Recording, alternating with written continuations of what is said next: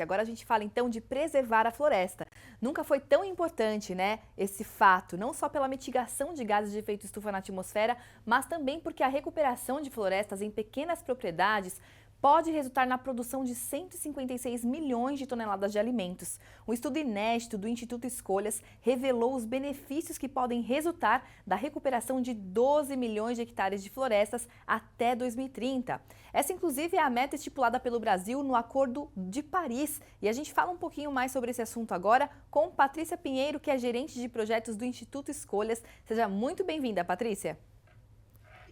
Boa tarde a todos e a todas que nos assistem. Boa tarde, Ré. É um prazer estar aqui. Bom, o estudo está mostrando, então, o quanto o Brasil deveria investir hoje para cumprir essa meta. E a nossa proposta é que essa recuperação florestal, recuperação da vegetação nativa, seja feita com uma combinação de métodos.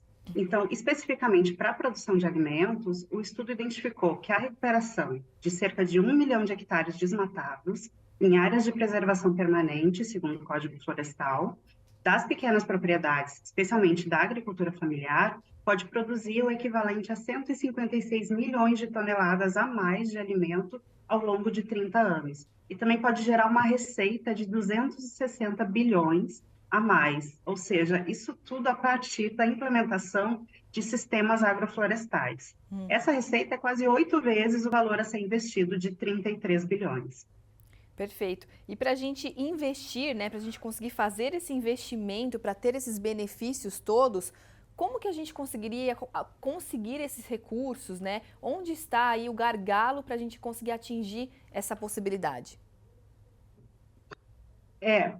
Primeiro, para contextualizar, né, o sistema agroflorestal ele vai ter diferentes espécies produtivas, ele vai conciliar a conservação ambiental com a produção de alimentos, como uma floresta, né, que vai variar, claro, de acordo com o bioma.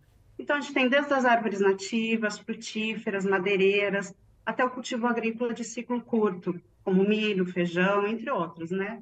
Então, por causa dessas culturas anuais, que são plantadas já nos 3 primeiros anos, a gente tem retornos dos investimentos. Então, por isso essa receita é tão interessante, né? Isso vai acontecer desde o começo e com as frutíferas, com outras plantas, também produzindo ao longo do tempo, a gente tem um retorno constante, ou seja, a colheita é permanente. Perfeito. E para a gente conseguir fazer os produtores aderirem a essa agenda, né? Como que seria? Seria necessário capacitá-los? Seria necessário a gente fazer liberação de crédito? Quais que seriam as ações a serem tomadas? Cabe destacar que é uma cadeia bastante complexa, né, da economia florestal. Então, a gente tem desde coletores de sementes, produtores de mudas, proprietários de terras, empresas, também estão presentes os órgãos de pesquisa e assistência técnica, os gestores, os financiadores, a gente tem possibilidade de financiamento, né, desde o plano Safra até os fundos específicos do BNDES, o plano ABC, a gente tem uma série de possibilidades, uma série de recursos, né? Então, a gente está falando de uma possibilidade de gerar uma economia florestal robusta que traz benefícios para vários segmentos. Com certeza, Patrícia. E vocês propõem ali que esses modelos agroflorestais, né, levem em consideração tanto as questões de características ecológicas quanto a aptidão produtiva das 5 regiões do Brasil. Então, eu queria te perguntar como é que é feito esse mapeamento, né, e quais os desafios para colocá-lo em prática?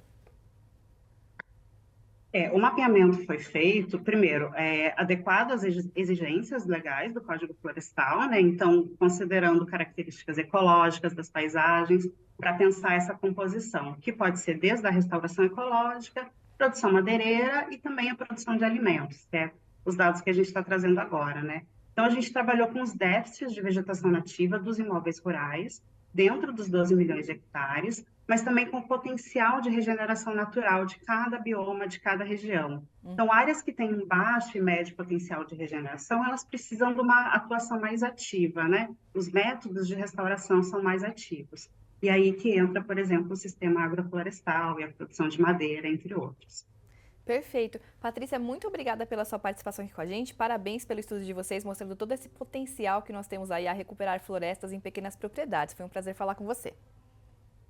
Obrigada, igualmente. Boa tarde. Boa tarde, bom trabalho para vocês. Planeta Campo, patrocínio. JBS, Há 70 anos, alimentando o que alimenta o mundo. UPL, reimaginando a sustentabilidade. Apoio SLC Agrícola, produzindo com eficiência e sustentabilidade. Infinity, gestão de resíduos. Campo Forte, o nosso forte é fazer você produzir mais. Cotton Wrap, melhor solução para enfardamento de algodão, 100% brasileira.